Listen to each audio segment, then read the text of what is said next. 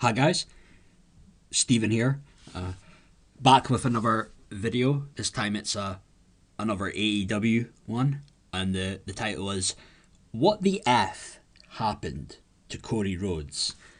Now, Cody Rhodes right now, technically Cody Rhodes is still a good guy, a babyface, but for the past, I don't know, 2-3 months, I guess. Cody's been really getting booed out the building. I think really he's pretty much the only baby face on the whole of the AEW roster. Who's been getting booed. And I think really now I think the fans are just getting sick of this whole white meat babyface bullshit. With Cody, and they want to change. There's only so much of all this stuff with Cody, with coming out, the over the top entrance, the pandering to the crowd, those kind of long ass promos. There's only so much of it, people just get tired of it, and they want something different.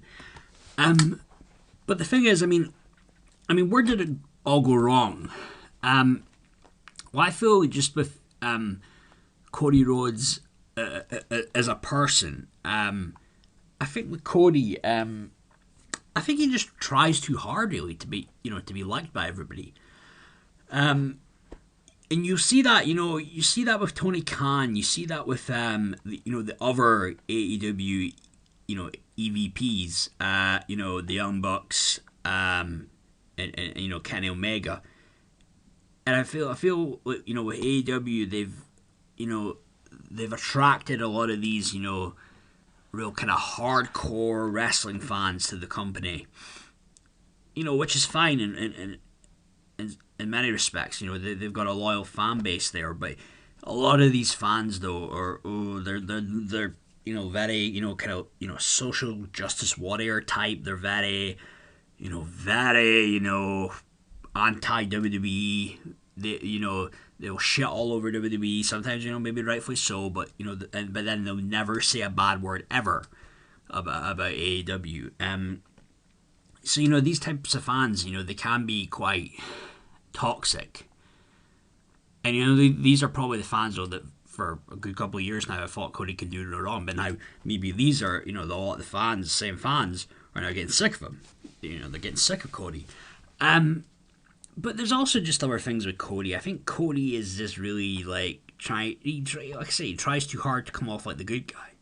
And you get all this other stuff with Cody, the whole, with Cody, Cody's never going to compete for the AEW World title, and he's doing the whole TNT title open challenge thing. He did that last year, very similar to the whole John Cena US title open challenge, almost like a way for him to be like, oh, hey, look, I'm giving all these young guys a chance to shine, In the end, I'm still winning all the time, but still, it's like I'm giving them a bit of some TV time and giving them, they have a bit of a competitive match, and then you had freaking Cody Rhodes, getting busted open in a match with Jungle Boy and Dynamite. They shake hands and hug at the end, and there's fireworks going off, and you just think, God, man, that shit is a bit over the top, don't you think? I mean, Jungle Boy, okay, you could say the Jungle Boy's gotten over.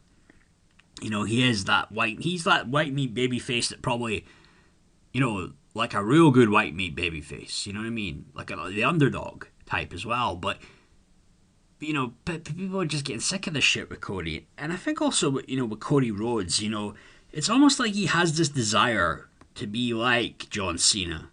To be like a Triple H. I think, didn't Cody Rhodes do an interview like a month ago or something about saying how Triple H was like the one guy in the business that's like inspired him more than anybody else? It's like really, Triple H? What? So you marry, you inspired that you want to marry the boss's daughter. You inspired that the type of politician that Triple H was. All the people he backstabbed. Don't get me wrong. Triple H is very talented. He is talented. He has. He had one of the, at one point in the business, had one of the best physiques. Still has a great physique, but I don't get the whole thing of wanting to be how Triple H, he's the one guy more than anyone else. Like, I get it if you still could look up to him and appreciate certain aspects about him, of what he's about, but I don't get that thing though. But and it's funny because a lot of fans said how Cody Rhodes reminded them of Triple H when he was going on this whole with the whole TNT title, and he was always winning every week, and a lot of people were saying that Cody reminded them how Triple H was back in 2003, 2004. They called it the whole reign of terror with Triple H. Even some people said it reminded them of Jeff Jarrett in TNA around like 2005, 2006 time. And then also, I think people say like, well, like Cody and Brandy, it's almost like, especially when they had this reality TV show, it's almost like they're trying to be like Triple H and Stephanie McMahon. And maybe there's some truth there. Maybe there is some truth there. I don't think Cody and Brandy are as calculated as Triple H and Stephanie. I don't think there's that malicious intent there with Cody, like maybe with like a Triple H. I think overall they're not too bad deep down, Cody and Brandy, but they have their flaws though, no doubt. But also with Cody, Cody's supposed to be this babyface, right? But Cody, it's just, the entrance alone with that whole, thing that plays at the start before he comes out, and then the music, boom, it hits. It's that rock song, was it Downstate, I think the name of the group is. It does his music, but it's just so OTT. It's like, that's not something that a babyface would have. That's the kind of shit that, like I said, it's like Triple H would have had. Triple H would have had. When Triple H always has to have the freaking most elaborate entrance at WrestleMania because, of the position he's in the company and who he's obviously married to. But like I was saying though, I didn't really buy into the whole shit at first about Cody being this guy, like the whole thing of like being like Triple H and that. But you know what? To be fair, maybe there is some truth in that. Maybe, just maybe. And I noticed, I think when I started to notice Cody getting booed though, I think it was that tag match that he was in. Was it him and Lee Johnson against, was it Dante Martin and Matt Sydal? I think that, would that have been about 2 months ago, almost 3 months ago now? And then, it was the whole promo that Arn Anderson did after the match. And he was talking about, pulling out the Glock, and that was quite a funny moment. And when I heard that and I watched that live, I just knew that, I knew right away when he said that's going to go viral on Twitter, that's going to blow up, and it did, and it was, people were always, the whole, people had memes about it, and people were laughing and joking about it for a good week or so, but the thing was, going back to that match, right away when that match started, Cody's in the ring and Cody's still trying to act like a face, high-fiving fans before he comes out, shakes hands with Danny Martin. But I feel like, I don't know what AEW did before that, but I always feel like the AEW had manipulated the crowd into chanting Cody sucks. That was the feeling I got. So I don't know if this was something that this was intentional on their part. They might have played a certain type of video package with Cody before the match that we didn't see on TV. It was just the house that saw it. Maybe that was something that turned them sour on Cody. I don't know, but also I'll say this much about Arn Anderson though. I'm not really a huge fan of Arn Anderson as Cody's manager. I just feel he's almost been as his manager for 2 years now, and I just feel overall he's kind of useless, really. But overall, the whole promo about pulling out the Glock, yeah, that was some funny shit. But and when Cody was when Arn was doing that promo, I felt that down the line that was maybe leading to Arn turning heel on Cody. And I don't know if things changed after the reaction to that promo, but who knows? But overall, I just find him kind of useless as being the manager of Cody. But the thing is, the way I see it though is like now, they probably AEW just didn't see it coming that Cody in the end would get booed. But the thing is, if that's the case, what did they expect? What the hell did they expect? You book Cody, who's a face, and you put him in a program with Malachi Black, and he's a heel. I mean, Tony Khan, AEW must have known that, the smart fans weren't going to just accept Malachi Black as a bad guy. They were going to cheer him. And they have cheered him. And they keep on cheering him. You know what I mean? They can do whatever it is they're doing right now with him and the Varsity Blondes and the whole mist and Julia Hart's face, but they're still going to keep cheering him, those fans. And after they had that first match, was it Cody cut that post-match promo, and it kind of it sounded like he was going to retire. You know what I mean? But then, he was back within about a month. You know what I mean? I think that's the thing. I mean, maybe fans got a bit pissed off after that.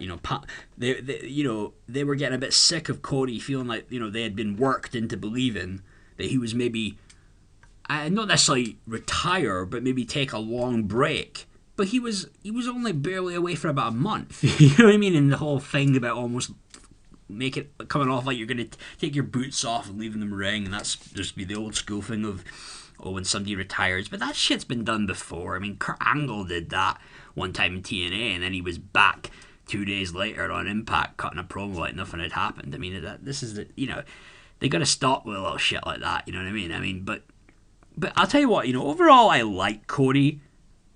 I think Cody at his core is a good guy. There's just a lot of bullshit with him and kind of this fake kind of trying to be something you're not, trying real hard to be liked by everybody. That's certain things. Those are the things I don't like about Cody. But I don't mind him as a person. As a person, I think overall he's a decent man. But I'll tell you something though. The moment they did it for me with Cody though, the moment they made it made me say I don't really have time for him anymore. And I'm talking like if Cody's still going to be this babyface, that they're going to just keep being persistent with him trying to be a face. But it's the moment 2 weeks ago now, I think, when he goes through the flaming table in the match with Andrade. And that's the moment that made me say, wow, man. Are you that desperate to get over with the smart marks that you're going through a flaming freaking table? And it wasn't even, okay, it's one thing you have this match and you're putting him through a flaming table, but I mean, I still don't see where was the heat there with Andrade. Where was the beef that he had with Andrade? He's got to put him through a flaming table. It'd be one thing if he did that with Malachi Black because they had a bit of a longer program. But I don't understand why he'd have to do that in a match with Andrade, who he was barely feuding with. You know what I mean? But and just the way that he did the move as well. I mean, it would be one thing if he had powerbombed Andrade through the table, the flaming table, like similar to like what Bully Ray used to do, the Bubba Bomb thing. But he does the move where he goes through the table. He's taking the bump, and Andrade doesn't. It was weird, but I wasn't a fan of that. But like I said it before. Cody to me just tries too hard to come off like this nice guy, and I think a lot of people are now starting to wake up and realize they just don't buy into it. And I remember there was when it was like a press conference AEW had just when they were starting up 2 years ago. Almost 3 years ago now, I guess it would be. But Cody was talking. He was something to do with gun control. It was something about guns in this press conference. He mentioned something to do with gun control, and then everyone there, the whole crowd, just starts clapping. And footage is out there of this. And then he turns to the Young Bucks, the brothers Nick and Matt, and he just says, "They got it. They got it." And to me, that, what I got from that was that basically that wasn't a genuine moment. Him, the whole thing to do with gun control was basically, Cody was really just saying, hey, yeah, they just bought into what I was selling. They just bought right into what I was selling them. It wasn't, you know what I mean? And Cody, my understanding from what I've heard, Cody and the Young Bucks are Republicans. Now, just because you're a Republican doesn't mean you're not going to be for gun control. There probably are a lot of Republicans out there that are for gun control, but it was just the way that Cody said it, like, they got it, like, yeah. Isn't that the way they talk in wrestling? And isn't that, like, when they've had a real good match and the crowd, or even at the start of a match where they lock up and the crowd's really on their feet and there's that anticipation, and then it isn't like they say, one of the wrestlers whispers to another one, "We got him," Like, isn't it that kind of thing, like you're working the people? And that's what I got from that thing with Cody. Just something there, just a bit of a disingenuous moment to me, in my opinion. And there's other stuff that other people have been critical about Cody. They were critical. I mean, there's some sketchy moments there with Cody. I mean, I remember Cody being critical in the past. Cody was he was critical about people on welfare. I remember about that. I remember him saying something to do with being critical of people on welfare. He was critical about foreigners who come to America who don't speak English. So there has been a couple of sketchy moments with Cody, and some people might say, "Oh, well, Cody's got a point there." But my point to bringing this up is, well, the stuff that Cody said in the past doesn't necessarily go along with that all-inclusive persona that he puts on. That's my point. And then there was also even the controversy in that promo that he did with Anthony Ogogo, the British dude that was wasn't he like a boxer in the Commonwealth Games or something? And there was some controversy there because it's that whole old school, like, oh, this is America, by God, you either love it or you, goddamn, you leave it. That style of promo, but it was more like an updated version. And overall, I thought the promo was good. It was very, it was from the heart. It was, I thought it was very good promo. It was passionate. But I think some people might have had an issue with the promo because he's doing this promo about hyping up America, and it's like the evil foreigner kind of thing, like he's painting like Ogogo as, but then Ogogo is a guy who he's a black guy, Cody's a white guy, so people thought that was a little bit sketchy. I personally don't, but some people had a problem with that, and that's just that's how they felt. But he's also, I remember one time he laid into Disco Inferno on Twitter in the past, and he was quite harsh with him, and that was something else when somebody said something about him, or was critical of Cody, and he didn't like it, and he was very kind of quite hard on the way he talked to Disco. What was his name? His name's Glenn Gilberti. But the thing is, I mean, Cody, Young Bucks, and his wife Brandy, I think they've taken breaks from Twitter in the past. And look, like, I get it. I mean, on social media, there's a lot of trolls. I get that. But also, you can have fans on there, and they can have, legit criticism of the product, of what's going on. And at the end of the day, I mean, they're entitled to their opinion. You know what I mean? I mean, there's that whole saying that people say, opinions are like assholes. I get that, but some people could just have, like, some valid, like, almost, it's hard to say that these fans would have constructive criticism, but they might just be pointing out, like, hey, I didn't like this, I didn't like that. There's no need to get all, sensitive about it or defensive and then take a break off of Twitter because of it. But I mean, I understand, though, there are a lot of trolls, and that can start to, like, affect you mentally. Like, I get it, but the thing with Cody also was I felt like he came off quite annoying on that reality show that he did with Brandy. I wasn't really big on how he came off on it. I think it was his sister Teal. She came off quite annoying, quite in your face as well. Didn't seem to like his wife Brandy for whatever reason. And I also remember on that show, he had a moment where I think it was the first episode of Darby Allin, he was backstage. And for whatever, he just didn't really seem like to have much time for him. That's something, maybe watch the first episode again, see if you notice that. And that was a moment that kind of like made me go yeah, he's a fake, Yeah, like I said, I just don't buy it. I just don't buy this whole, people pleaser. I love the world, I love everyone. I don't buy it. I've never really bought that shtick for a while from most people in general, whether you're, somebody like Cody Rhodes making $1 million, $2 million a year, or you're just a regular person I see on the street. I just don't buy it with a lot of people. But the thing with Cody, I mean, if you want to fix the problem with Cody Rhodes, I think, yeah, overall, I mean, eventually you got to turn him heel. You know what I mean? And I think there's been a couple of Dynamites now that Cody, or maybe it's when it's gone off the air, he's teased leaving through that heel entrance, the heel tunnel.